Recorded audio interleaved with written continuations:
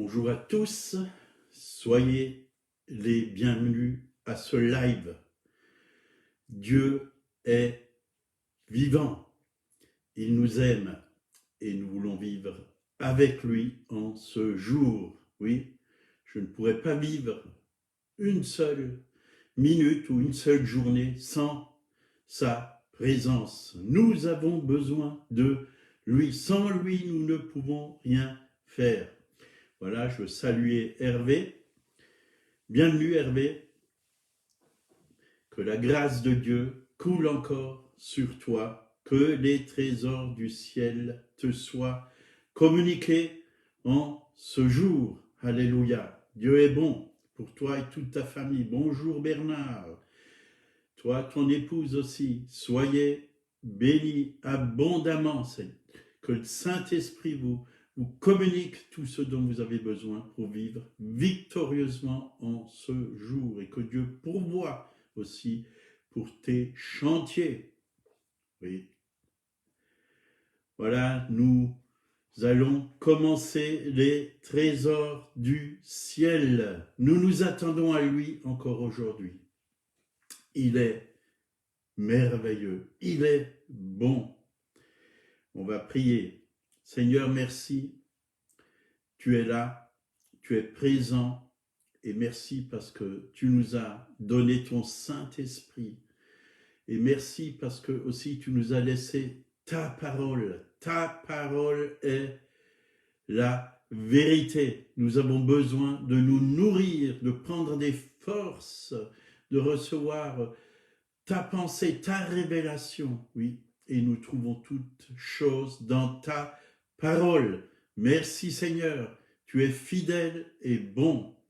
Voilà, je salue Michel, son épouse, Germaine et tous ceux qui vont venir à ce live. Soyez encouragés aujourd'hui, soyez bienvenus aujourd'hui. Les trésors du ciel, partie 124. Donc aujourd'hui, nous allons lire un passage dans 2 Chroniques sur la victoire de Josaphat sur ses ennemis. Et il y en a eu. 3 armées se sont levées contre lui. Les Moabites, les Ammonites et les Maonites. 3 armées qui sont venues contre Josaphat. Et nous pouvons voir que Josaphat a cherché Dieu humainement. Il n'y avait pas de solution. Mais la délivrance est venue. Ce n'était pas une délivrance naturelle par leur propre force, par leur stratégie de guerre, mais une délivrance qui est venue directement du Seigneur.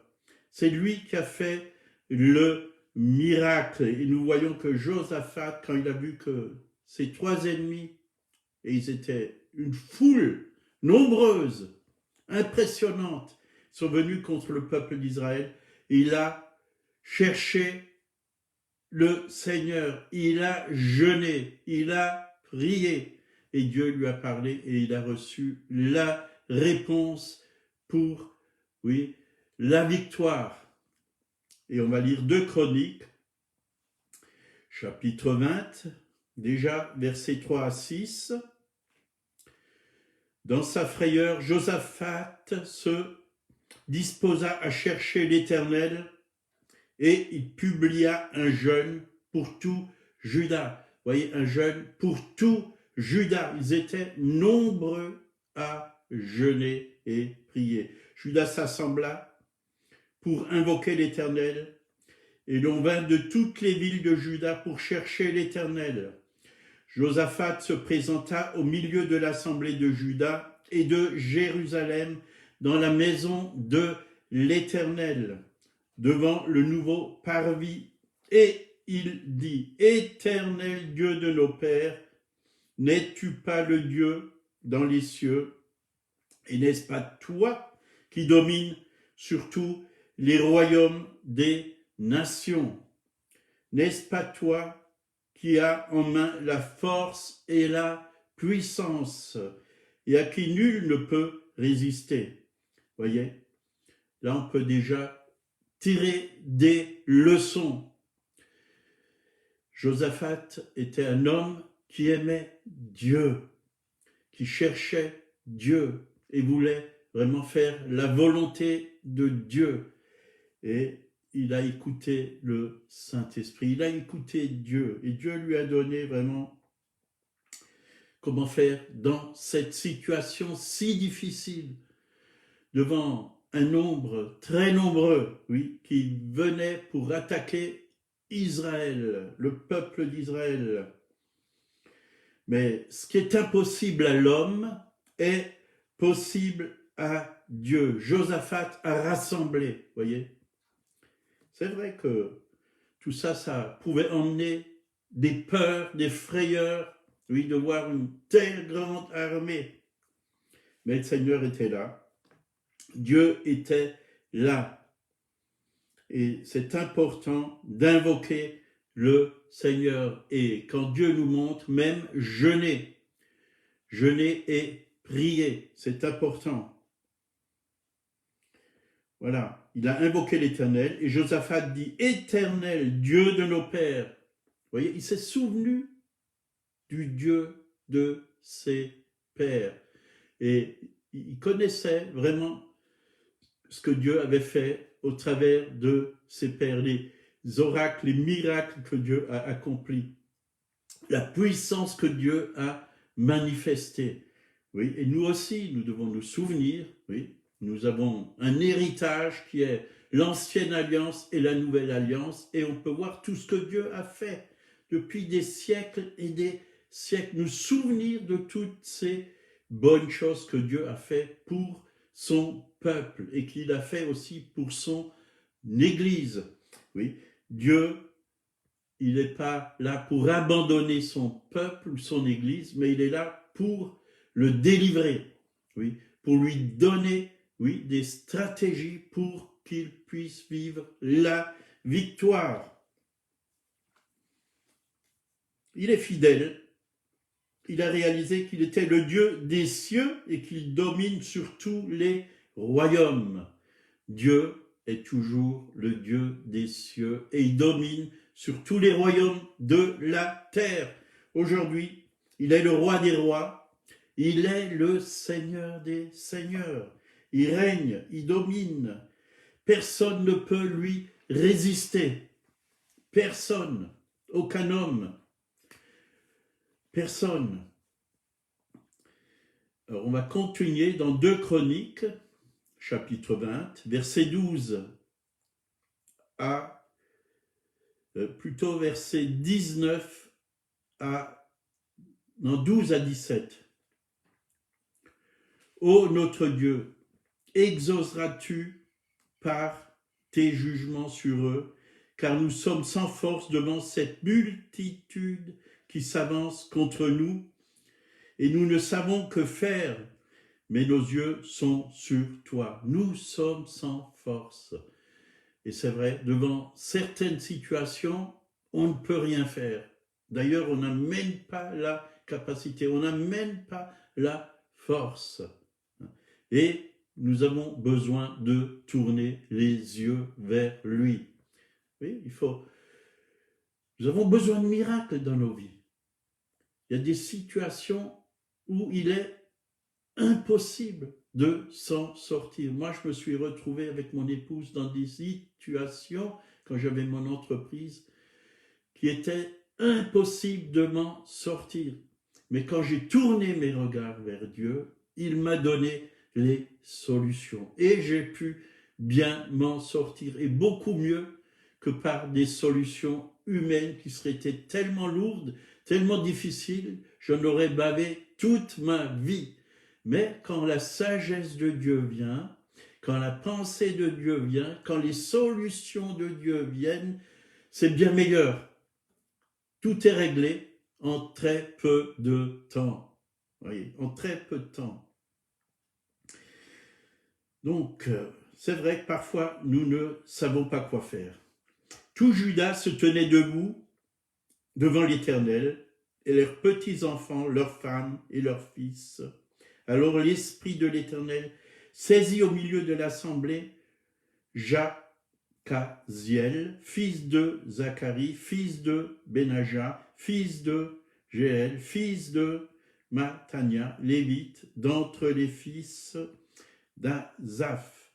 Et Jacariel dit, soyez attentifs, tout Juda et habitants de Jérusalem, et toi, roi Josaphat, ainsi nous parle l'Éternel, ne craignez point et ne vous frayez point devant cette multitude nombreuse, car ce ne sera pas vous qui combattrez, ce sera Dieu.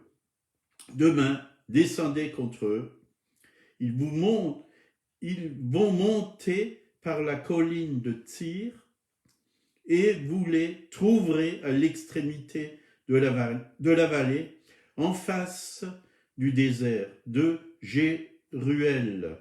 Vous n'aurez point à combattre en cette affaire. Présentez-vous, tenez-vous là, et vous verrez la délivrance que l'Éternel vous accordera. Juda et Jérusalem, ne craignez point et ne vous effrayez point. Demain, sortez à leur rencontre et l'Éternel sera avec vous. Vraiment, en écoutant Dieu, Dieu a parlé. Dieu a parlé. Et l'Esprit de l'Éternel a saisi Jacariel. Et Dieu lui a vraiment donné, oui, des paroles. Et nous avons besoin d'être attentifs à ce que Dieu nous dit, à son message.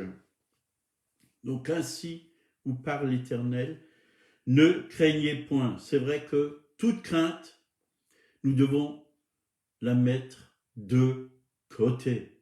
Ne pas avoir peur. L'amour parfait bannit la crainte. Quand on est rempli de l'amour de notre Père céleste, la crainte est repoussée de nos vies. Quand nous sommes remplis d'amour, nous faisons totalement confiance à Dieu. Et ne vous effrayez point devant cette multitude. Vous voyez la frayeur. Dieu veut enlever toute frayeur. Une multitude nombreuse. Car ça ne sera pas vous qui combattrez, ça sera Dieu.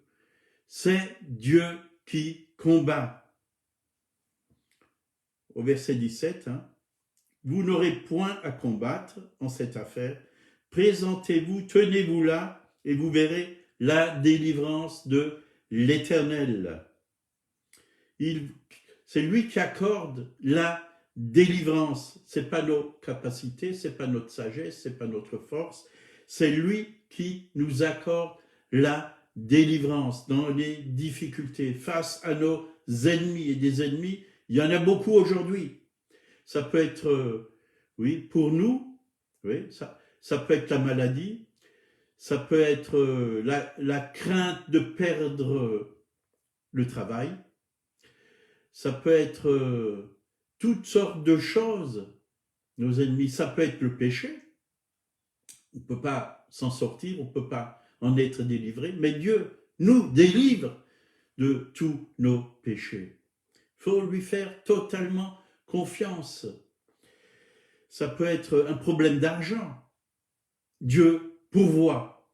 Oui, c'est-à-dire, problème d'argent, souvent, il y a l'esprit de pauvreté qui veut venir s'installer dans nos vies pour qu'on ne puisse pas prospérer, pour qu'on ne puisse pas avoir assez jusqu'à la fin du mois. Oui, maman, le Dieu de ce monde cherche à nous ruiner, mais Dieu nous donne la stratégie pour nous en sortir. Juda et Jérusalem, ne craignez point et ne vous effrayez point. Demain, sortez à leur rencontre et l'Éternel sera avec vous. ce qu'il faut savoir, c'est que Dieu est avec nous chaque jour, jusqu'à la fin du monde. Il est avec nous. Et c'est lui qui combat pour nous. Nous pouvons lui faire confiance. Ceux qui sont avec nous sont en plus grand nombre que ceux qui sont contre nous. Alléluia. Dieu a une armée céleste, oui, les anges. Il est l'Éternel des armées. Il se manifeste par ses anges. Bien sûr que nous, on doit simplement être positionnés selon sa parole. Parce que les anges, à qui ils obéissent à Dieu, mais à la voix de sa parole. Et quand nous proclamons la parole de Dieu, les anges se mettent à l'œuvre en notre faveur pour que la victoire soit remportée dans tous les domaines. Donc le Seigneur veut qu'on se débarrasse de toute peur, de toute frayeur, de toute crainte, de tout ce qui peut nous impressionner par la foule. C'est son combat. C'est lui qui combat pour nous. Et ceux qui sont avec nous sont en plus grand nombre que ceux qui sont contre nous. La victoire appartient à l'Éternel.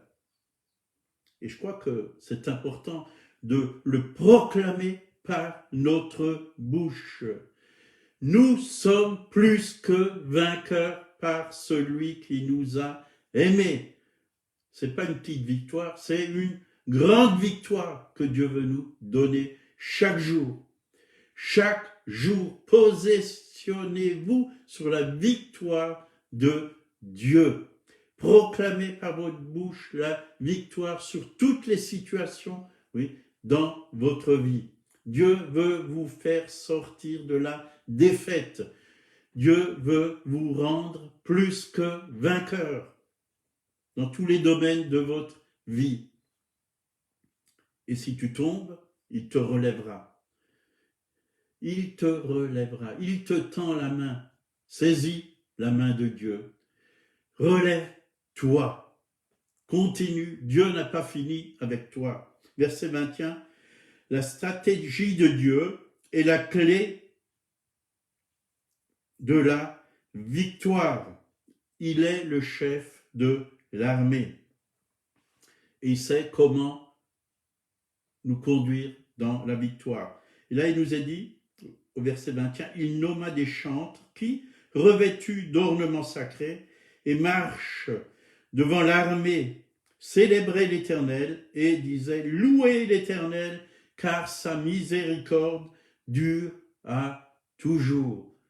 Oui, devant toutes les situations, nous pouvons louer Dieu, parce que sa miséricorde dure à toujours. Dieu est bon. Dieu veut de bonnes choses pour ses enfants. Dieu est miséricordieux.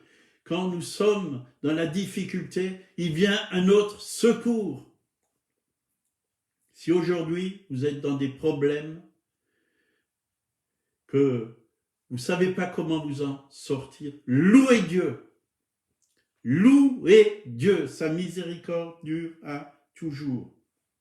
Verset 22, au moment où on commençait les chants et les louanges, l'Éternel plaça une embuscade contre les fils d'Ammon et de Moab, et ceux de la montagne de Séhir, qui étaient contre Juda, et ils furent battus. Voyez, ils furent battus. Dieu va abattre tous tes ennemis quand tu loues le Seigneur. Il siège au milieu des louanges de son peuple. Il siège, il trône, il règne. Oui, il règne sur tous tes ennemis. Domine au milieu de tes ennemis parce que tu es assis avec Christ dans les lieux célestes. Les ennemis sont sous tes pieds. Verset 23. Les fils d'Ammon et de Moab se jetèrent sur les habitants de la montagne de Séhir pour les délivrer par interdit et les exterminer. Et quand ils eurent fini avec les habitants de Séhir, ils cédèrent les uns les autres à se détruire. Vous voyez, ils se sont détruits les uns les autres. Verset 24, lorsque Judas fut arrivé sur la hauteur, d'où l'on aperçoit le désert, ils regardèrent du côté de la multitude, et voici, c'étaient des cadavres étendus à terre, et personne n'avait échappé. Vous voyez, beaucoup de morts, beaucoup de morts. Les ennemis étaient vaincus. Josaphat et son peuple allèrent prendre leurs dépouilles. Ils trouvèrent parmi les cadavres d'abondantes richesses et des objets précieux. Et ils enlevèrent tant qu'ils ne purent tout emporter. Il y avait tellement de richesses qu'ils ne pouvaient pas tout emporter. Voyez, si l'ennemi vous a volé quoi que ce soit, Dieu va vous le restituer. Il va tout vous rendre. Tout vous rendre. Le voleur ne vient que pour voler, égorger et détruire. Mais quand vous êtes dans la victoire, quand vous proclamez la victoire, tout ce qu'on vous a volé, Dieu va vous le rendre. Et même encore plus. Donc, ils n'ont pas pu tout emporter. Ils mirent 3 jours au pillage du butin, car il était considérable. Il y avait tellement de richesse, il y avait tellement d'abondance. Dieu veut te donner tout ce dont tu as besoin. Il veut que tu manques de rien, pour que tu puisses le servir pleinement, pour que tu puisses bénir autour de toi, faire du bien autour de toi. Il ne veut pas que tu restes dans la misère, dans la pauvreté. L'or et l'argent appartiennent au Seigneur des armées. Et la gloire de la deuxième maison sera plus grande que la première. Oui, la gloire de la deuxième maison. La deuxième maison, c'est l'église de Jésus-Christ. La première maison, c'était le temple de Dieu. Mais maintenant, Dieu habite dans notre temple, qui est le temple du Saint-Esprit. Il met sa gloire en nous. Et dans sa gloire, il y a la victoire. Dans sa gloire, il y a la sagesse. Dans sa gloire, il y a les richesses. Il y a tout ce dont vous avez besoin. Dieu n'est pas un Dieu pauvre. L'or et l'argent sont à l'Éternel. La terre et tout ce qu'elle renferme est à l'Éternel. Combien de fois je me suis trouvé, oui, avec pratiquement plus rien, j'ai appelé les choses. Les richesses de l'Est, de l'Ouest, du Nord, du Sud, je les ai appelées par la foi. J'ai appelé les moyens financiers, j'ai appelé tout ce dont j'avais besoin. Et Dieu a pourvu. Il écoute les prières de ses enfants. Dieu nous donne. C'est vrai, l'ennemi m'a tout volé. J'avais plus rien. J'ai tout dépensé. J'ai tout dépensé dans la drogue. Toute ma paye, parfois une semaine, elle disparaissait dans la drogue. Mais quand j'ai donné ma vie à Jésus, Dieu m'a tout redonné. Tout ce que le diable m'avait volé, même avant ma conversion. Dieu m'a tout redonné. J'avais des rêves avant ma conversion, mais Dieu m'a donné, oui, de réussir même mes rêves avant ma conversion. Oui, je rêvais de plein de choses, mais quand j'étais désespéré, tous ces rêves que j'avais sont tombés à l'eau. Mais Dieu a restitué, oui, ce que le diable m'a volé. Et même en tant que fils et fille de Dieu, le diable cherche à vous voler. Ne vous laissez pas voler.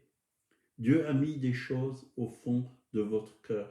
Dieu a mis des projets. Dieu a mis des rêves en vous. Le diable aimerait vous les voler. Quelle merveilleuse victoire. Oui. La Bible dit, c'est dans le calme et la confiance que sera votre force. Nous devons lui faire totalement confiance. Il est notre Père. Il est notre Père. Il prend soin des siens. Il prend soin de ses fils et de ses filles. Versets 26 à 30.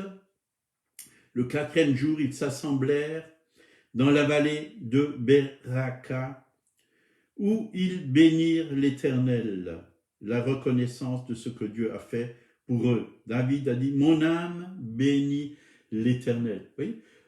Soyez reconnaissants. Quand Dieu fait quelque chose pour vous, soyez reconnaissants. Bénissez l'Éternel. Remercie-le. Seigneur, je te remercie parce que tu es venu me guérir. Je te remercie parce que tu m'as béni financièrement. Merci parce que j'ai un toit sur la tête. Oui. Merci parce que j'ai chaque jour à manger dans mon assiette. Merci, oui, parce que j'ai le chauffage à la maison. Merci pour tout. Soyez reconnaissants pour la santé, pour toute chose. Mon âme bénit l'Éternel et n'oublie aucun de ses bienfaits. Avoir un cœur reconnaissant, ça c'est aussi quelque chose qui nous conduit dans la victoire. Oui. C'est pourquoi ils appelèrent ce lieu vallée de Beraka. Beraka signifie lieu de bénédiction. Dieu veut te conduire dans ce lieu de bénédiction. D'ailleurs, en Christ, nous sommes déjà bénis de toutes sortes de bénédictions spirituelles dans les lieux célestes. Que toutes ces bénédictions qui sont dans les lieux célestes puissent descendre ici-bas, oui, dans votre vie. Qu'elles puissent vous atteindre. Mais c'est quand vous êtes dans la louange, quand vous êtes dans l'adoration, quand vous êtes reconnaissant, que ça va venir sur vous. Tous les hommes de Juda et de Jérusalem, ayant à leur tête Josaphat, partirent joyeux pour retourner à Jérusalem, car l'Éternel les avait remplis de joie en les délivrant de leurs ennemis. Vous voyez, ils étaient remplis de joie. Dieu veut nous remplir de joie. Alléluia. Il est le Dieu des délivrances. Ils entrèrent à Jérusalem et dans la maison de l'Éternel, au son des luttes, des harpes et des trompettes. La musique est accompagnée certainement de louanges. La terreur de l'Éternel s'empara de tous et les royaumes des autres pays, lorsqu'ils apprirent que l'Éternel avait combattu contre les ennemis d'Israël, et le royaume de Josaphat fut tranquille, et son Dieu lui donna du repos de tous côtés. Dieu veut que vous puissiez vivre dans la paix, dans le repos. Face à tous les combats qu'il y a, nous devons nous reposer sur lui. C'est lui qui nous donne la victoire. Dieu ne veut pas qu'on vive dans la crainte, dans la peur, dans l'incrédulité, dans le doute. Nous avons un Dieu tout-puissant, un Dieu qui nous aime.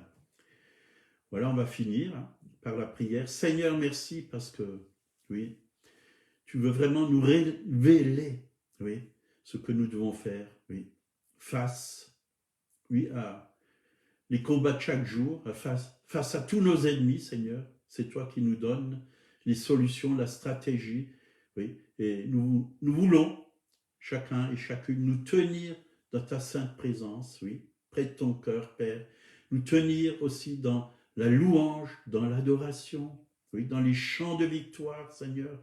Merci, parce que c'est toi qui combats tous nos ennemis. Nous savons que nos ennemis ne sont pas des hommes, des femmes, des frères ou des sœurs, oui, mais qui sont spirituels. C'est des esprits dans les lieux célestes qui cherchent, oui, à nous décourager, à nous déprimer, à nous faire du mal, à mettre en nous des inquiétudes. Mais nous proclamons ce matin qu'en ton nom, nous sommes plus que vainqueurs, parce que déjà il y a 2000 ans à la croix, tu les as vaincus. Et nous savons qu'ils sont rusés, et nous ne croyons pas à leur ruse, oui, à leurs mensonges. Nous ne croyons pas, oui, à tout ce qu'ils nous disent, mais nous croyons à ce que toi tu dis dans ta parole, Seigneur. Ta parole est la vérité, Seigneur. Et nous recevons chaque jour ta parole pour la mettre en pratique et vivre dans la victoire. Au nom de Jésus. Amen.